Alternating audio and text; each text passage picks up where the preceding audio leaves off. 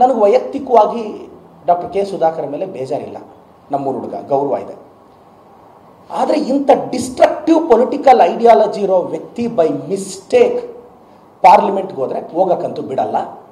ಹುಕ್ಕಾರ್ ಕ್ರುಕ್ ಕೇಂದ್ರ ಸರ್ಕಾರನೇ ಬಂದು ಚಿಕ್ಕಬಳ್ಳಾಪುರದಲ್ಲಿ ನಿಂತ್ಕೊಳ್ಳಿ, ಸುಧಾಕರ್ ಅವ್ರನ್ನ ಪಾರ್ಲಿಮೆಂಟ್ ಮೆಟ್ಲು ತುಳಿಯಕ್ಕೆ ಬಿಡಲ್ಲ. ಇದು ಚಾಲೆಂಜು ಸೆಕೆಂಡ್ರಿ.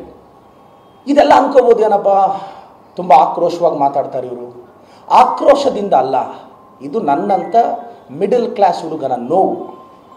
ಕಳೆದ 5 ವರ್ಷದ ಹಿಂದೆ ಇವರ ಭ್ರಷ್ಟಾಚಾರದ ಬಗ್ಗೆ ನಾನು ಪ್ರಶ್ನೆ ಕೇಳಿದಾಗ, ಡೆಮೋಕ್ರಸಿಯಲ್ಲಿ ಪ್ರಶ್ನೆ ಕೇಳೋಣ, ಈಗ ನಮ್ಮನ್ನು ಸೋಷಿಯಲ್ ಮೀಡಿಯಾದಲ್ಲಿ ಬಾಯಿಗೆ ಬಂದಂಗೆ ಬೈತಾರೆ, ಕೆಟ್ಟದಾಗ ಟ್ರಾಲ್ ಮಾಡ್ತಾರೆ. ನಾವೇನು ಹೋಗಿ ಕೇಸ್ ಹಾಕ್ಸ್ಬಿಟ್ಟಿದ್ದೀವ? ನಾವೇನು ಹೋಗಿ ಅವ್ರನ್ನ ಅರೆಸ್ಟ್ ಮಾಡಿಸ್ಬಿಟ್ಟಿದ್ದೀವ?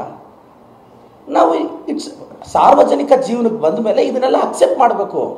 ನಿಮ್ಮನ್ನು ಹೊಗಳ್ತಾರೆ, ಬೈತಾರೆ, ಕೆಟ್ಟದಾಗ. ನಾನು ಯಾರ ಮೇಲೆ, ನನ್ನನ್ನು ಭಾಳಷ್ಟು ಜನ ಕೆಟ್ಟದಾಗ ಬೈತಾರೆ ಸೋಷಿಯಲ್ ಮೀಡಿಯಾದಲ್ಲಿ. ನಮ್ಮದೇ ಸರ್ಕಾರ ಇದೆ, ರಿವೆಂಜ್ ತಗೋಬೋದಲ್ಲ? ನೋ. ಡೆಮೋಕ್ರಸಿಯಲ್ಲಿ ಕನ್ಸ್ಟ್ರಕ್ಟಿವ್ ಕ್ರಿಟಿಸಿಸಮ್ ಇರುತ್ತೆ, ಬಿಡಬೇಕು. ಅದನ್ನು ಜೀರ್ಣಿಸ್ಕೊಳ್ಳೋ ಶಕ್ತಿ ಇದ್ರೇ MLMP ಆಗಬೇಕು. ತಟ್ಕೊಳ್ಳೋ ಶಕ್ತಿ ಇಲ್ಲಾಂದರೆ 4 ಗೋಡೆಗಳ ಮಧ್ಯೆ ತೆಪ್ಪಾಗಿ ಬಿಸ್ನೆಸ್ ಮಾಡ್ಕೊಂಡು ಕೆಲಸಕ್ಕೆ ಹೋಗಿರ್ಬೋದು. ಸುಧಾಕರ್ ಅವ್ರಿಗೆ ಆ ಪೇಷನ್ಸ್ ಇರಲಿಲ್ಲ. ನನ್ನ ಮೇಲೆ 22 ಕೇಸ್ ಹಾಕ್ಸಿದ್ರು, ಅರೆಸ್ಟ್ ಮಾಡಿಸಿದ್ರು, 10,000 ಜನ ಬಂದು ನನ್ನನ್ನು ಬಿಡಿಸ್ಕೊಂಡ್ಬಂದರು 5 ವರ್ಷದ ಹಿಂದೆ. ಅದಾದಮೇಲೆ ನನ್ನ ಮೇಲೆ ಒಂದು ಅಟ್ಯಾಕ್ ಆಯಿತು. ಅವ್ರನ್ನ ಅರೆಸ್ಟ್ ಮಾಡಿ ಸುಧಾಕರ್ ಅವ್ರ ಬೆಂಬಲಿಗರನ್ನ ಅಂತ ನಾನು ಸ್ಟೇಷನ್ ಮುಂದೆ ಹೋಗಿ ಸ್ಟ್ರೈಕ್ ಕೂತ್ಕೊಂಡ್ರೆ ನನ್ನ ಮೇಲೆ 353 ಆಗಿ ಮತ್ತೆ ಒಳಕ್ಕೆ ಹಾಕಿದ್ರು. ನಾನು ಅಲ್ಲಿ ಹಂಗರ್ ಸ್ಟ್ರೈಕ್ ಮಾಡಿದೆ, ನನಗೆ ಬೇಲ್ ಕೊಡಬಾರ್ದು ಅಂತ. ಸುಧಾಕರ್ ಅವರು ತುಂಬ ದೊಡ್ಡ ಷಡ್ಯಂತ್ರ ಮಾಡ್ತಾರೆ. ನಾನು ಉಪವಾಸ ಹಂಗರ್ ಸ್ಟ್ರೈಕ್ ಮಾಡ್ತೀನಿ ಜೈಲಲ್ಲಿ, ನೀರು ಕುಡಿಯಲ್ಲ, ಊಟನೂ ಮಾಡಲ್ಲ.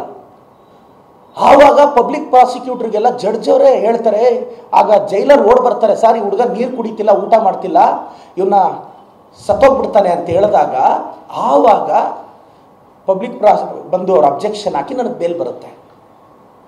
ನನ್ನ ಮನೆ ಹತ್ರ ಒಂದ್ಸಲ ಸುಧಾಕರ್ ಅವ್ರ ಪೊಲೀಸ್ ಅವ್ರನ್ನ ಕರೆಸಿ ಅರೆಸ್ಟ್ ಮಾಡಿಸ್ತಾರೆ. ಏನು ಕಾನೂನು ಸುವ್ಯವಸ್ಥೆ ಅವ್ರ ಅಪ್ಪಂದ?